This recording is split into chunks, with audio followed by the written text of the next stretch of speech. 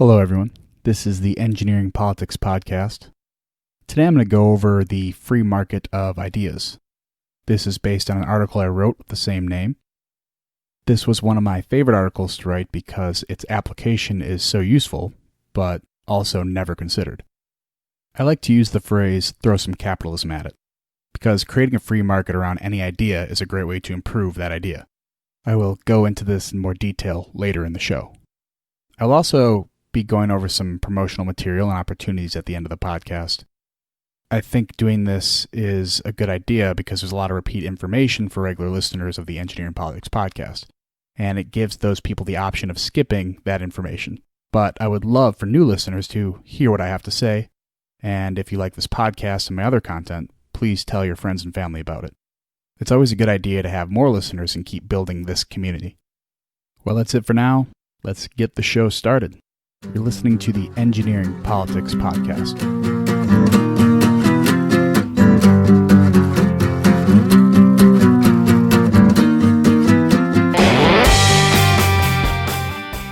The free market is a place where goods and services can be exchanged for capital.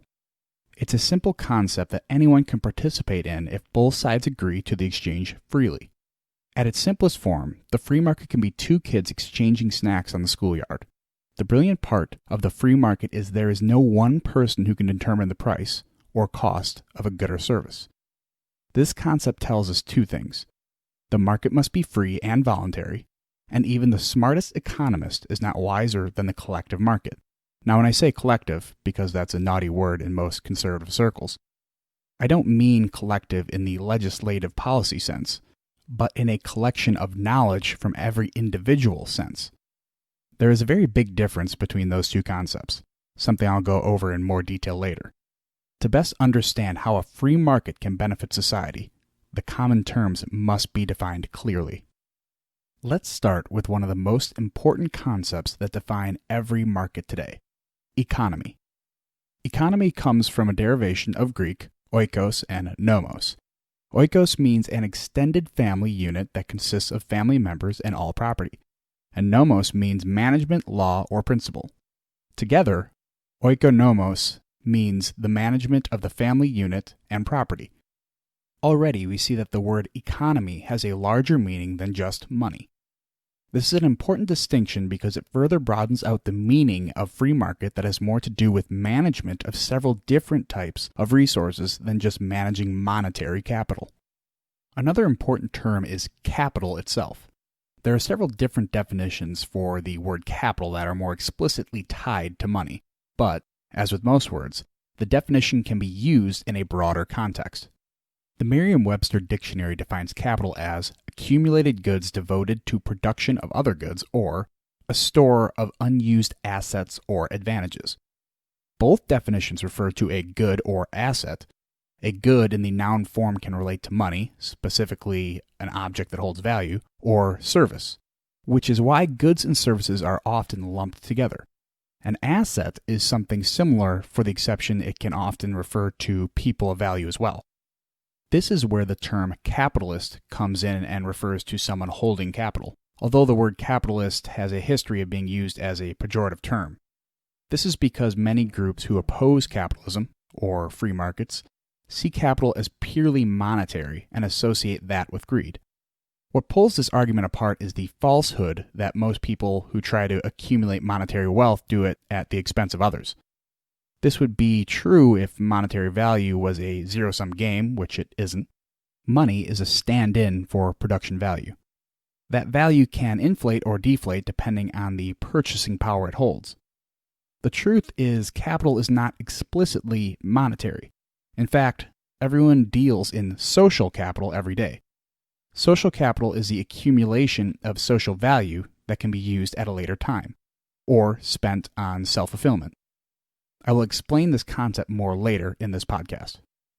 The next term can provide a less abstract visual of where a free market occurs. The marketplace, as defined by Merriam-Webster, is the world of trade or economic activity.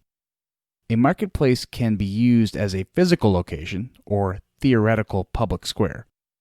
Just like capital, the marketplace is not limited to physical items or monetary exchange.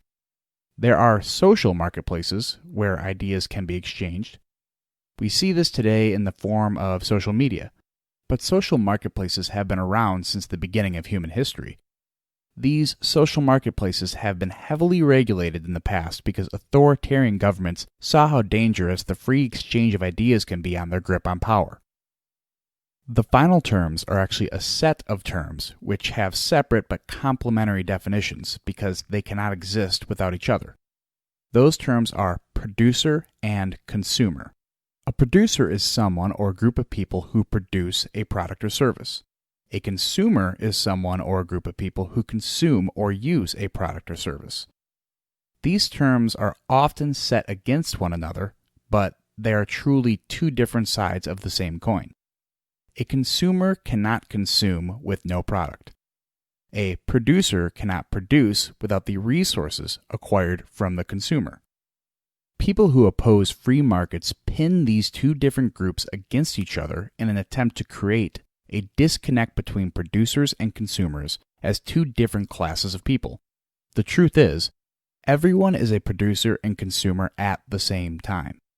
Even most large corporations who produce mass product and make billions of dollars every year must purchase or consume raw materials from another producer in order to build their product or sell their service. Let's put these terms to work and see how the free market of ideas can benefit society.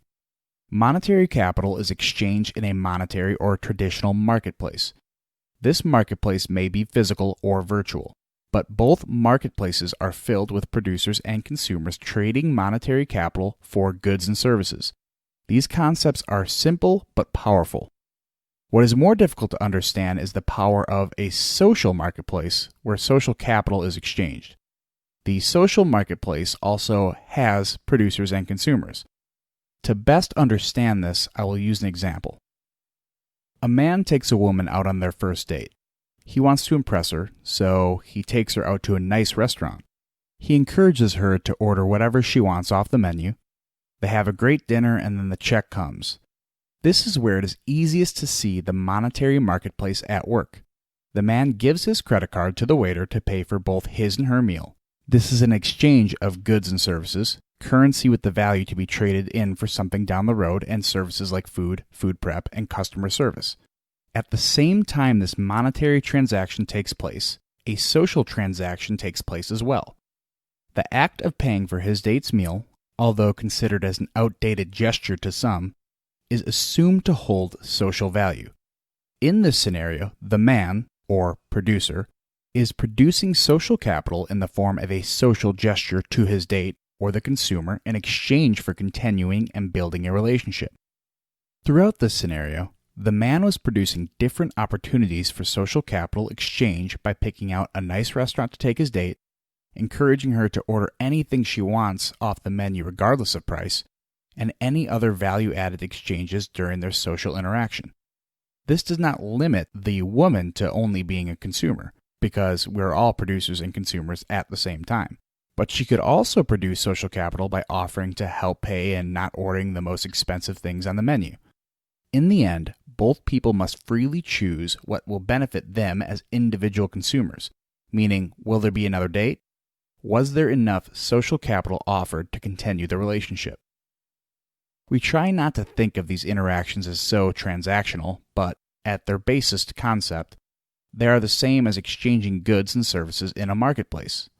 Different people attribute different values to each social capital offering.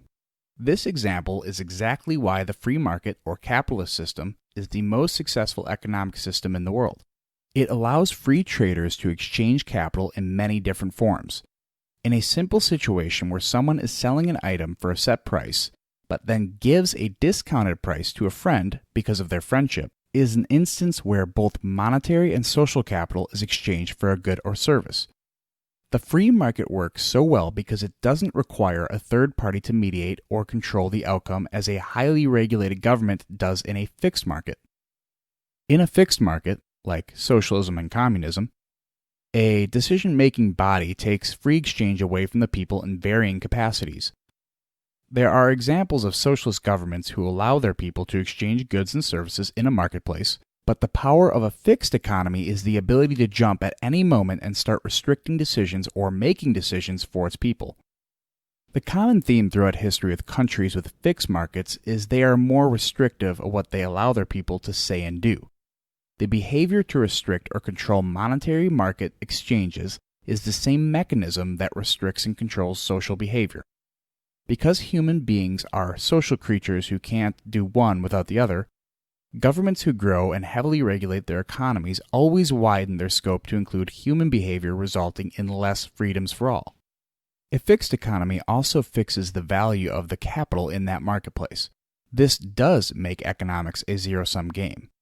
As I briefly explained at the beginning of the podcast, when you create a zero-sum game, the more value a rich person holds, the less value a poor person holds. You can print more money in an attempt to fix this, but then the local currency will decrease in value in the surrounding markets. In social terms, this is like a man taking a woman out on a date to a fancy restaurant, telling her she can order anything she wants, but also letting the waiter know he will not be receiving a tip after the meal.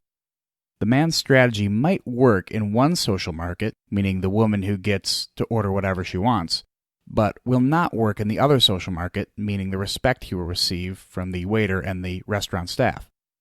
A fixed market can try to manage production and consumption in a small market to benefit everyone, but when those producers and consumers want to go to another market, they will bring little to no value to people who can exchange freely. It's important to fully understand what a free market economy is and why it's so important to protect it. It's also important to understand the role of social capital in our lives. Social capital, or the threat of losing it, is what keeps large corporations honest. Any bad publicity of a large corporation not acting in their consumers' best interest will drive consumers away regardless of the price they offer for their products.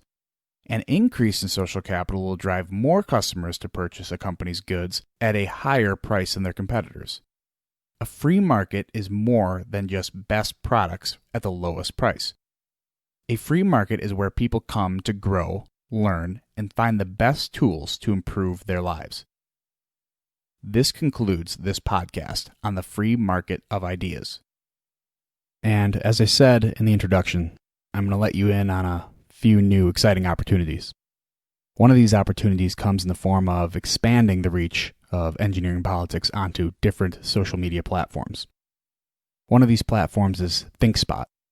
ThinkSpot is a new platform surrounded around healthy discourse, diversity of thought, and challenging ideological assumptions, which makes sense considering one of the creators of ThinkSpot is Jordan Peterson. ThinkSpot is different than other platforms like Twitter and Facebook because the tools within ThinkSpot are optimized to promote healthy discourse instead of shutting it down. An example of this is something like the traditional like button that has been replaced with several quick options to share constructive praise or criticisms. ThinkSpot, as of today, is currently in a closed beta testing process. You can sign up to join the closed beta, but I will make sure to let you know when the full version is released. Another social media platform featuring engineering politics is the Rubin Report community. The Rubin Report, created and hosted by Dave Rubin, is a subscription-based community. This separates this platform from the others because trolls and bots are not willing to pay a subscription fee, no matter how small, to troll a community. Although this platform is filled with content created by the Rubin Report, there is another element to what Dave is trying to create. This element is called Locals.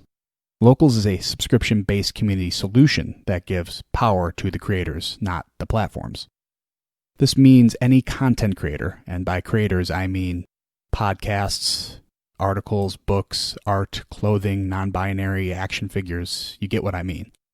But any creator can start a Locals community and produce content for their audience. Supporters of that community can consume free content or pay a subscription fee to consume limited subscriber content. Now, this isn't a new idea, paying someone to get their special content, but no other platform builds this type of relationship between a creator and his or her supporters. And of course, engineering politics is part of this community and has its own community. Actually, one of the first communities ever created on Locals. So, This is me asking if you enjoy this content, whether in this podcast format or on the website. Please join the Engineering Politics Locals community at engineeringpolitics.locals.com. You can show your support by paying a monthly subscription fee so I can keep producing independent content. Or you can just join the community for free and get its content right away as it's released. The only way we can build a culture of independent thought, honest debate, and free speech is by building communities like these. So let's build a community together. For more on Locals community, read my new article titled Building a Community on my website on the written content page. Well, you made it to the end. Until next time, this is the Engineering Politics Podcast.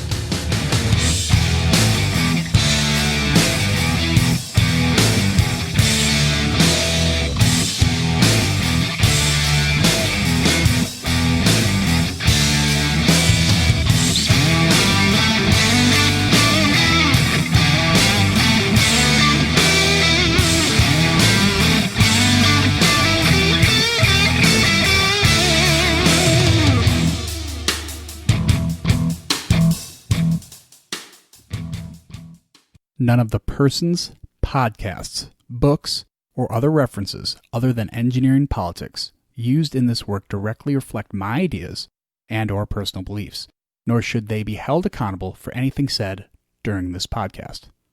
Thank you for listening.